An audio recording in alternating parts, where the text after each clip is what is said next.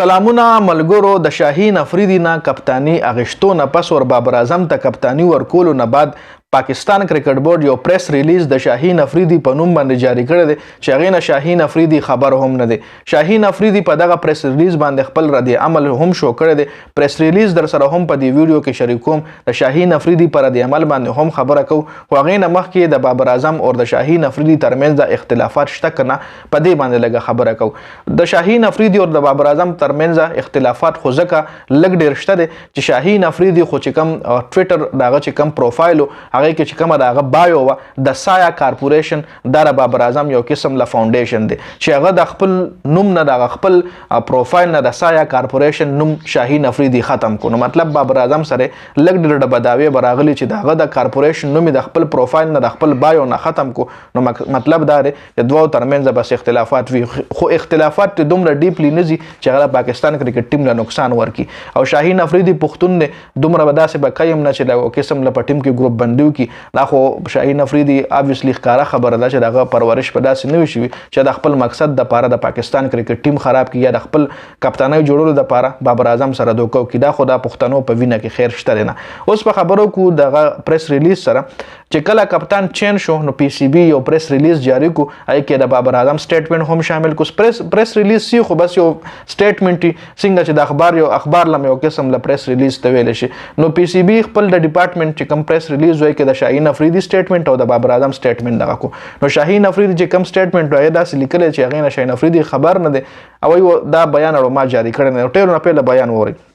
شاهین افریدي په نوم دا بیان جاری کړی دی چې دا زما لپاره ډېره د فخر خبره وه چې زه د پاکستان کرکټ ټیم کپتان وم.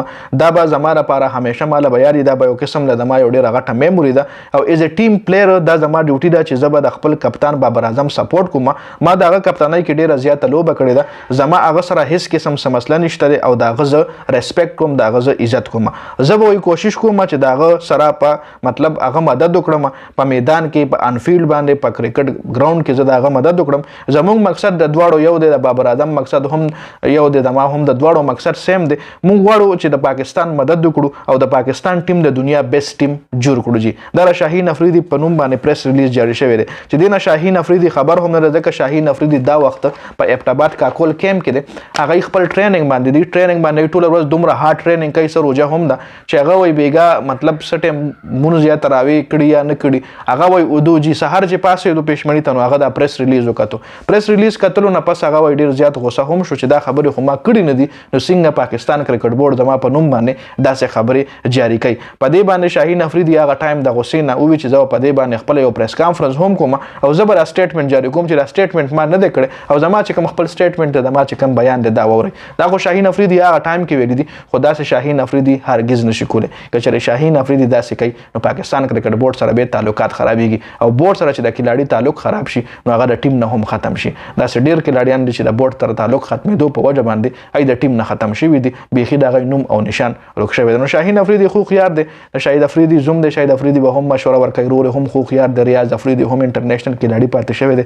نو داسې هېڅ قسم سټیپ په هغه نه اوچتوي خو خیر دا بیان چې کوم پی سی بي یو ډېر مطلب ډېر نالایقه حرکت کړی دی یو ډېر ګټیا قسم دی حرکت کړی دی چې پلیر خبر هم نه وي تر هغه په پلیر دغه پلیر په نوم باندې ته یو پریس ریلیز جاری کړي. نو دا اپډیټ سو په دې ویډیو کې ډېره زیاته مننه جی. والسلام.